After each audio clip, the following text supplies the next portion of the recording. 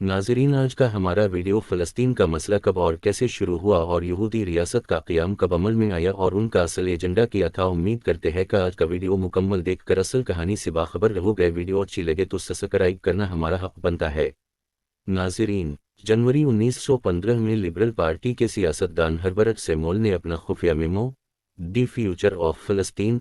تیار کیا، جسے کابینہ میں تقسیم کیا گیا۔ اس میں انہوں نے الحاق اور سلطنت برطانوی کی بتدریج سرپرستی میں ایک خود مختار یہودی ریاست بنانے کی حمایت کی۔ اسرائیل کی جدید ریاست کا قیام مئی 1948 میں ہولوکاسٹ اور دوسری عالمی جنگ کے بعد عمل میں آیا تھا، لیکن اسرائیلیوں اور فلسطینیوں کے درمیان جاری تنازع کی تاریخ اس سے بھی پہلے کی ہے۔ تاریخ کا یہ باب کب شروع ہوا، اس بارے میں مورخین اور مبصرین کی آراء مختلف ہیں۔ الجزیرہ پر اپنی سیریز النخبہ 2008 میں دستاویزی فلم ساز روان الزامن نے اپنی کہانی کا آغاز نپولین بوناپارٹ سے کیا، جس نے سلطنت عثمانیہ کے خلاف اپنی جنگ کے دوران محاصرات کا تناظر میں 1799 میں فلسطین میں یہودی وطن کی تجویز پیش کی تھی۔ فرانسیسی کمانڈر کو بالآخر شکست ہوئی، لیکن مشرق وسطیٰ میں یورپی مضبوط گڑھ قائم کرنے کی اس کی کوشش کو 41 سال بعد برطانیہ نے دوبارہ دہرایا جب وزیر خارجہ لارڈ پالمرسٹن نے استنبول میں اپنے سفیر کو خط لکھا، جس میں انہیں کہا گیا کہ وہ سلطان پر زور دیں کہ وہ مصر کے گورنر محمد علی کے اثر و رسوخ کا مقابلہ کرنے کے لیے فلسطین کو یہودی تارکین وطن کے لیے کھول دے۔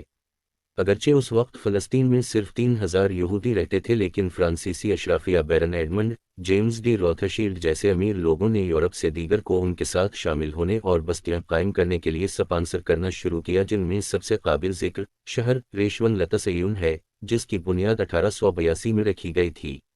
آسٹریا کے مصنف نیتھن برن بام نے 1885 میں صہیونیت کی اصطلاح اس وقت ایجاد کی جب یہودی، خاص طور پر مشرقی یورپ سے، فلسطین میں مسلسل آتے رہے۔ آسٹریا ہنگری کے صحافی ڈاکٹر تھیوڈور ہرزل کی کتاب دی جیوش اسٹیٹ ایک دہائی بعد منظر عام پر آئی، جس میں 20ویں صدی کی آمد کے ساتھ اس طرح کے ملک کے قیام کا تصور پیش کیا گیا تھا۔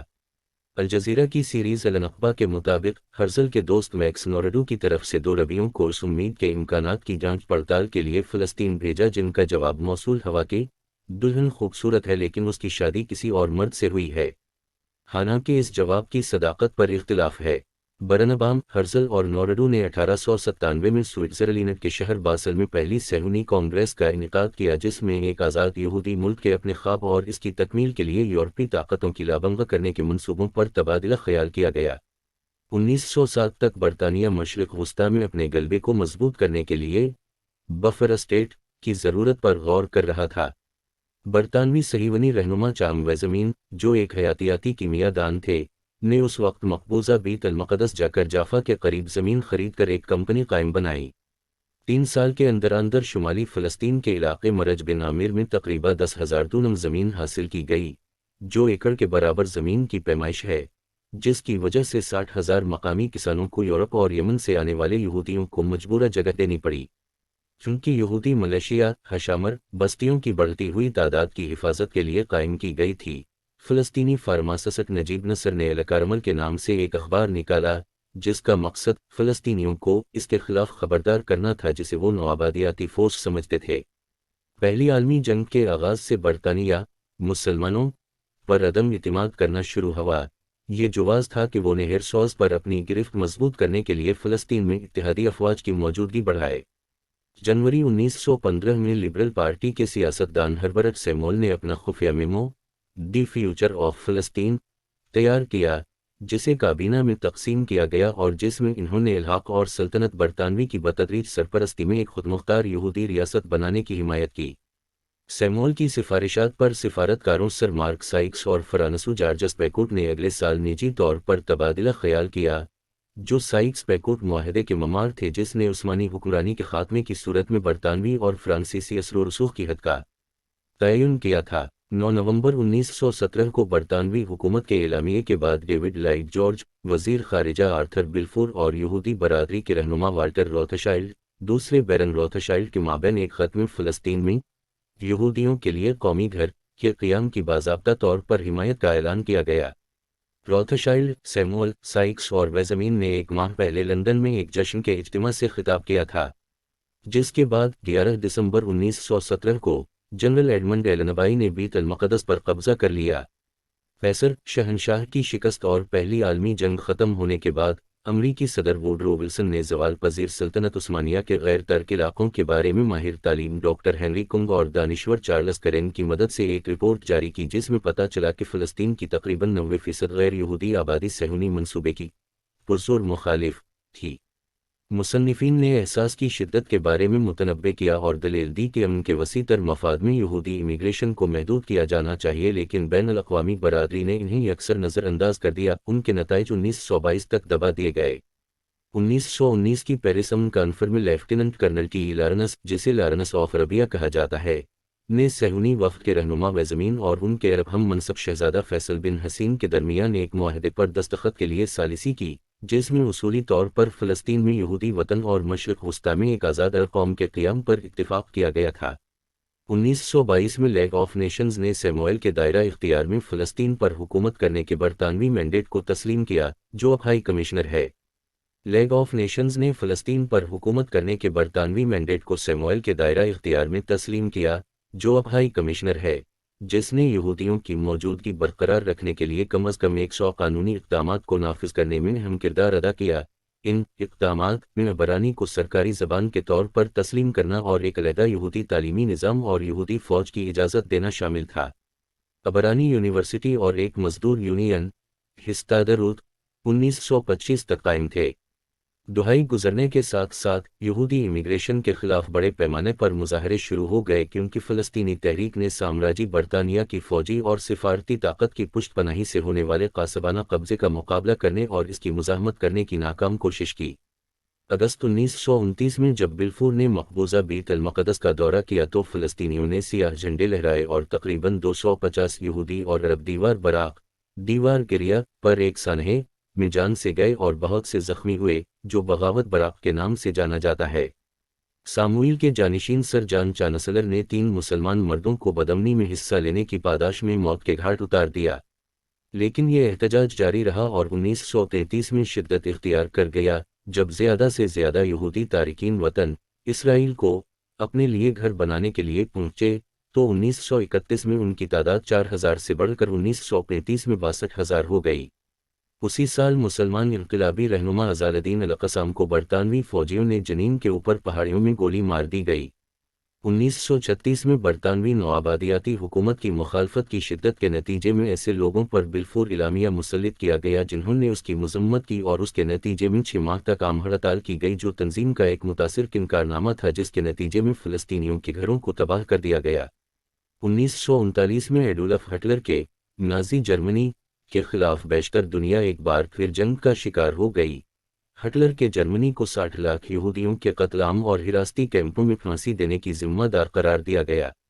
اس تنازع میں امریکی شمولیت کے کچھ ہی عرصے بعد امریکہ اور صہیونی تعلقات 1942 میں نیو یارک کے بالٹیمور ہوٹل میں ہونے والی کانفرنس سے مضبوط ہو گئے۔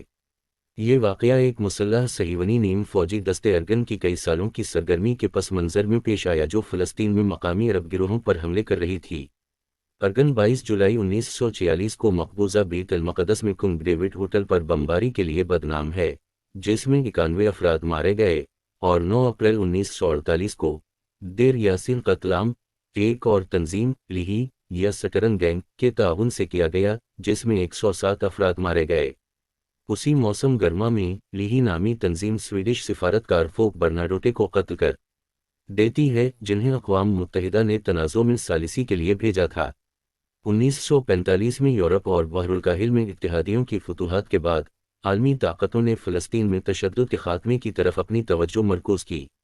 متنازع علاقے کا 2 ریاستی حل تقریباً 1947 میں وجود میں آیا، جب اقوام متحدہ کی جنرل اسمبلی نے رضاکارانہ طور پر قرارداد 181 پیش کی، جس میں دریائے اردن کے مغرب میں فلسطین سے ایک نئی ریاست تشکیل دینے کی تجویز پیش کی گئی، ایک یہودیوں اور دوسری عربوں کے لیے۔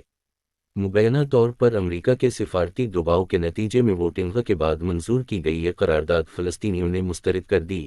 جنہوں نے دلیل دی کہ یہودی باشندوں کے پاس اس وقت 5.5% سے زیادہ زمین نہیں اور انہیں بین الاقوامی قانونی حیثیت کے علاوہ 56% حاصل کرنے کا کوئی حق نہیں ہے۔ یہودیوں کی مسرت کو عرب دشمنی کا سامنا کرنا پڑا اور خانہ جنگی شروع ہو گئی۔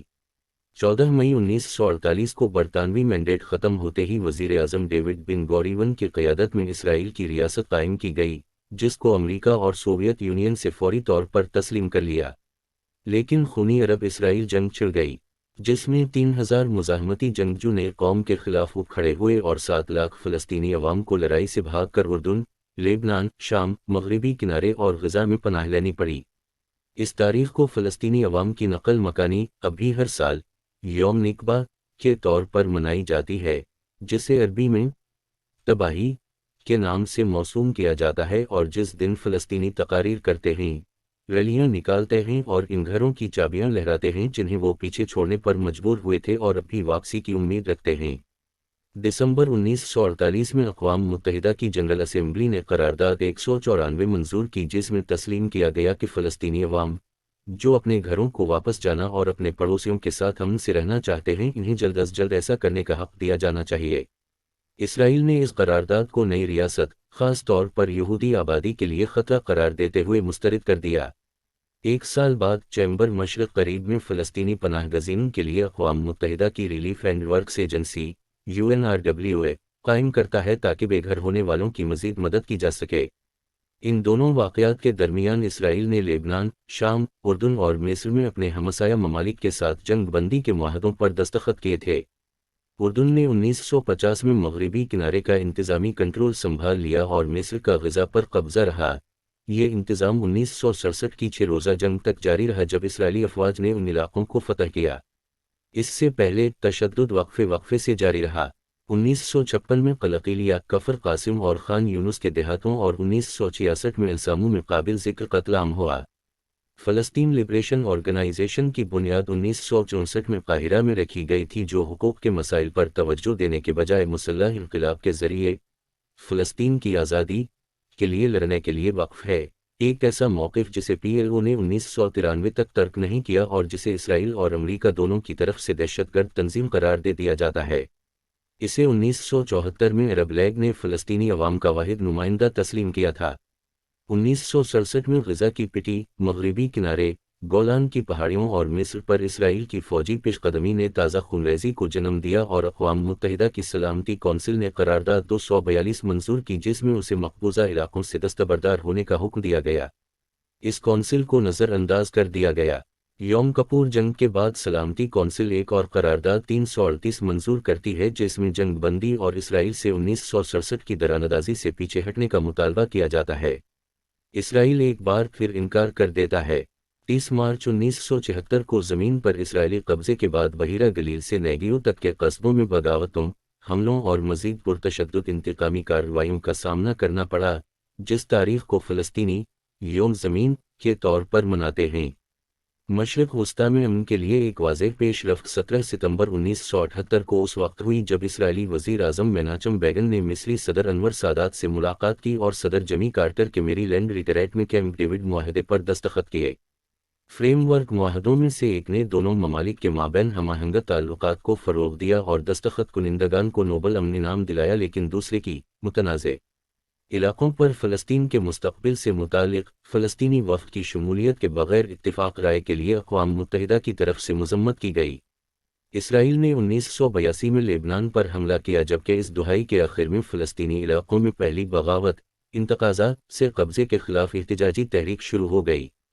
تاہم امن کی طرف مزید پیش قدمی اس وقت ہوئی جب PLO نے اسرائیل کو باضابطہ طور پر تسلیم کرتے ہوئے اقوام متحدہ کی قراردادوں 242 اور 338 کو قبول کیا۔ 1991 اور 1992 میں مذاکرات ایک بار پھر تعطل کا شکار ہوئے۔ اس کے بعد 1993 کے موسم گرما میں اسرائیلی وزیر اعظم یتزاک رابن اور PLO کے چیئرمین یاسر عرفات نے اوسلو اول معاہدے پر دستخط کیے، جس کے تحت فلسطینی عبوری خود مختاری، فلسطینی نیشنل اتھارٹی کے قیام اور ان علاقوں سے اسرائیلی دفاعی افواج کے انخلا کا اہتمام کیا گیا جو ابھی کافی حد تک مقبوضہ تصور کیے جاتے ہیں۔ دوسرا معاہدہ اوسلو دوم 1995 میں ہوا، جس کے تحت مغربی کنارے اور غزہ کے کچھ حصوں میں فلسطینیوں کو خود مختاری دی گئی، لیکن اس میں ایک بار پھر ریاست کا درجہ نہیں دیا گیا۔ دوسری انتفاضہ تک جاری رہنے والی ایک غیر یقینی جنگ بندی کے نتیجے میں اسرائیل نے 2002 میں مغربی کنارے کے شہروں پر دوبارہ قبضہ کر لیا تھا، یہ غیر مستحکم کر دینے والا ایسا واقعہ تھا جس نے 2004 میں عرفات کی موت کے بعد حالات مزید بدتر کر دیے، جو فلسطینی کاز کے لیے ایک بڑا دھچکا تھا۔